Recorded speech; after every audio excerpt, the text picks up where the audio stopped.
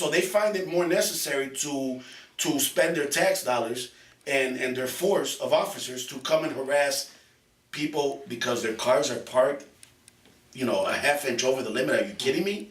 You know what I mean? So that's the problem that's going on in this community, that too many people find it, more convenient to do the deaf, dumb, and blind thing, and it's sad. It's like a lot of people say it doesn't have anything to do with me, so I'm not going to get involved. Right. And that's the problem right there. Right. And I'm pretty sure that probably wasn't the first time it's been a situation of, if you want to call it, retaliation from the RPD. So with dealing with all that, when you're simply just trying to open someone's eyes, you mentioned before that your father also played a big role in this community. Would you say that he kind of plays a big role as far as what keeps you going? Because some people might say, we're dealing with all the retaliation and just nothing's getting anywhere. Average person might just say, just fuck it, I'm dead. Yeah, absolutely. I mean, with my dad is, I think anyone that instills, certain values in you and that you're close to growing up, I always say this. I mean, a lot of my friends growing up in the hood, a lot of my homeboys, they never knew their dad for X, Y, or Z reason. You know what I mean? Either they weren't there, there's several reasons. But me and my dad had a relationship to the point where we were very close. I think one of the biggest things with my dad that maybe a lot of people didn't get is we take a lot of stuff for granted, man, in the United States. You know what I'm saying? We really do. Not knowing what it is like to really live in a police state, which, not to contradict myself, it seems more and more that it's right here in Rochester, it seems more and more that it is becoming police state-like. I'm still being nice. I'm not going to give it the label of police state, okay? I'm still keeping that hope that, our forefathers with the Constitution, that they meant for that to be really implemented. Because Mario Masick, you just shitted on the Constitution of the United States by unlawfully arresting Emily Good. But I'm still trying to keep hope that the values of this country still are to abide by that and to follow that. But I think with my dad is that he knew what it was like to live in a police state, Cuba, which is basically over there, the police basically could do whatever they want, and you don't really have a lot of recourse as to what you do in return. And I think that affected him a lot, and coming, especially when he moved to Rochester, and seeing cases which a lot of viewers now may recognize, and some that are younger may not recognize, but they can look up the history of the RPD, like Calvin Green, Alicia McCullough, who basically was shot by a white officer, and as she lay bleeding, choking on her own blood, the same white officer shoots her again.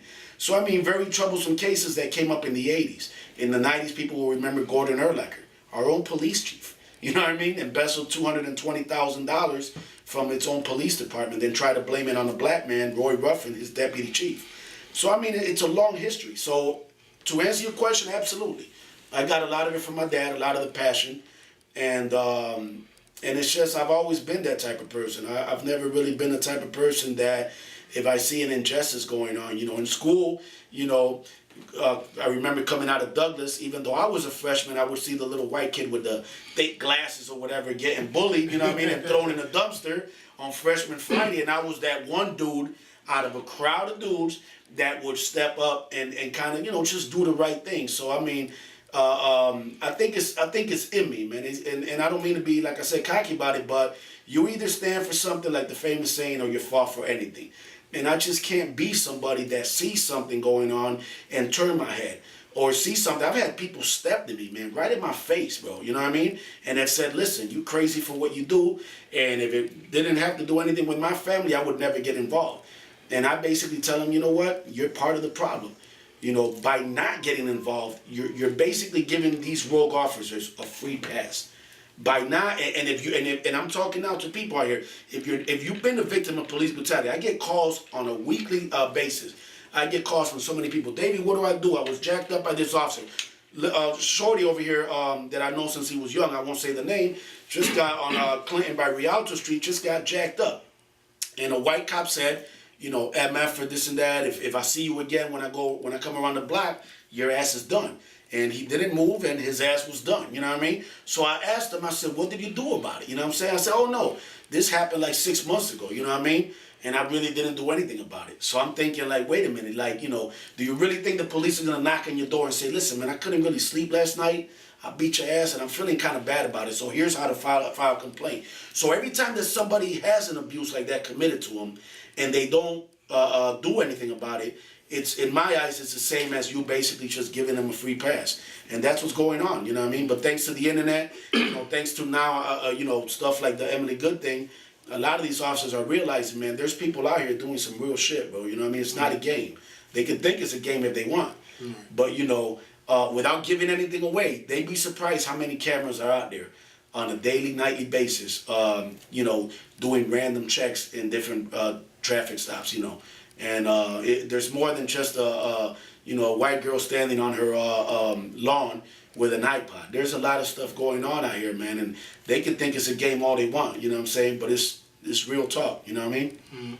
So currently, what is Davy V up to now? You mentioned you get a lot of emails from people who have been victimized in different situations. So when you receive these emails, what is usually your next step? What I'm working on now, and I've been working on for the past several months, and it's basically a 24-hour police brutality and and misconduct hotline. And what that's going to be, in essence, once it's set up and going and running, it's going to be basically a number that's going to be out there. I mean, everywhere. I'm going to push the number day and night. The number's going to be known out there. And basically, because what I see a lot of cases, and I get this from the people that reach out to me. It's sad that we know that Lil Wayne has a hot song on the radio, and we know who Bruno Mars is and Eminem is with the song Lighters. But the average citizen out there, if you guys go out now with a camera and do a little survey, we don't even know our rights, bro. I had a girl call me a couple weeks ago, and she basically said that an ex-boyfriend of hers, the police somehow had the address that he used to, crash over there with her and stay with her. They basically done destroyed this girl's apartment without a warrant. So it's sad. We don't, as the average citizen out here, most citizens don't even know your rights to search for the police, to search your home. In other words, most people don't know that you can say no. Most people don't have the slightest idea to do when they're in a traffic stop. Most people don't know that a warrant needs to have a signature on it by a judge or a magistrate, ordering that order to be effective for the police to search. I've known people that have opened up just on the strength of a cop says we have a warrant, and it's crazy. Our rights are literally being trampled on a daily basis. So I felt the need, after a lot of people just reaching out to me, and again, this is over the course of at least the past 10 years that I've been really active in it. I felt the need for something like this for a long time, and nobody has done it, and I'm basically taking it upon myself to do that. So I mean, there's stuff, to be honest, that on Inside Edition, the story was recently on there, and I actually spoke with somebody from Inside Edition the other day, and they basically, they kind of wanted to get some information about, like, what am I doing and what are people doing in Rochester, specifically people from, like, indie media. And I'll be honest, a lot of the stuff that I got going on is stuff that, is real on the low, so to speak, as far as from a surveillance point of view. But on something that I will talk about is stuff like the hotline. It's stuff like pushing more and more the internet. I mean, you got to be like blind or never, have turned on a computer to not know the power of the internet. So, and not to add more here, more than your question, but I wanna speak to the youth out here, and I want to send a message to them, especially the youth. I'm not ruling out anyone else. Anyone is welcome to get involved, obviously, but especially the youth. There's so much talent right now in the hood. There's so much passion in the hood. And everybody's not going to be a rapper. You know what I'm saying? Everybody is not going to come out here, spitting bars. There's so much that the youth can do and get involved. There's a station in the city, where I got my start on, 15, 17 years ago, which is RCTV Channel 15. And it's available. Most people don't even know that that's available to them. Most people don't even know that the federal government mandates that, anyone that's watching this in any city, there's channels that have been, by the government, that cable monopolies such as Time Warner or Comcast, that they have to provide by law a channel for these companies that are making millions they have to provide at least one channel per size of the city to people to start their own show. So there's so much that they can do out here, you know what I'm saying? And if anything, like whenever I get interviewed, a lot of the questions sometimes is, well, you know, what would you like people to take away from this? What would you like to see people do? And I want to motivate somebody. If right now one person is watching this interview and says, man, you know what, I love photography, I love video, damn, that's something I can do. I mean, doing it carefully, you know what I mean? Not interfering, like Emily Good did not interfere. You know, but doing it carefully. And it's not just police. There's so much, man. There's discrimination. There's slumlords out here. There's so many violations being committed as we speak with people that live in Greece in $500,000-$600,000 houses and in Canandaigua and all these suburbs, but they're living off these DSS checks that are being sent to them for slum properties that they are renting to minorities in the city. So if people need to get in contact with you, you mentioned you get a lot of emails. What's the best way that people can reach you? They can go through, they can go to my YouTube channel, which is Davy V TV, which is DAVYV TV, all together, and or they can go to this long ass email, which is Keep It on the Real Productions, and it's real as in film or video reel, like 2 E's, so REEL. Like real to real. Yeah, like real to real, exactly. So Keep It on the Real Productions at yahoo.com. Anyone that wants to Facebook me or anything, Davy Vara, which the last name is VARA, and it's also Davy V, but Facebook won't let you put like an initial for the last name or whatever. So so that's how they can get at me. Usually phone number I'll put out there as far as when people initially contact me. I don't want to put the number loosely out there. Thanks to some whack nuts out in Rochester, that got a hold of my number. Some very sick, twisted, racist individuals are, I've gotten some pretty interesting calls, Yeah. So we'll leave it at that. But they can get at me like that. Anyone interested in watching, looking at any of the films that I've done, my YouTube channel, Davy V TV, it's got a lot of it. I love the term. I never quite understood the term when I used to log on to different websites. I never understood the term under construction.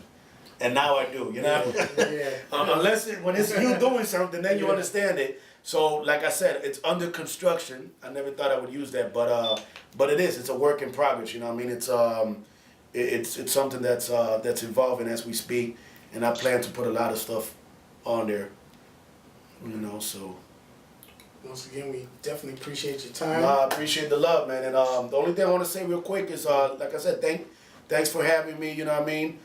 Be easy, Juan HD TV. The reason I say that is because there's a lot of shows, and there's a lot of outlets that I feel, I'm not gonna name no names, but that can be doing more, for a good cause, and to support local talent. I've been threatened, I've been arrested for my work, and it just feels good. Like I said, I've been interviewed, the Source magazine, you name it. My work is all over on the internet, Urban American magazine, the Av magazine. But there's nothing like hometown support, man, and I mean that, Rochester is my hometown, and just to have a couple brothers out here doing something positive, it feels good to get, somebody that's from Rochester, interested enough in my work and my passion for this to support it. So I really appreciate that, and thank you guys again, man. Thank you. It's Inside 585.